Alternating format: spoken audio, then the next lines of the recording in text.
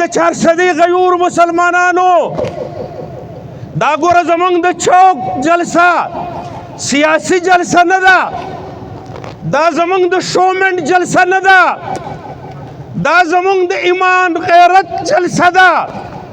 ای د 400 غیور تاجرانو ورونو که ستا په دې دوکانونو کې اسرائیلي مصنوعات پراته دي، رویل او دی بازار کې پې وګرځید او دغه خلکو ته یو معاشي شکست ورکړې.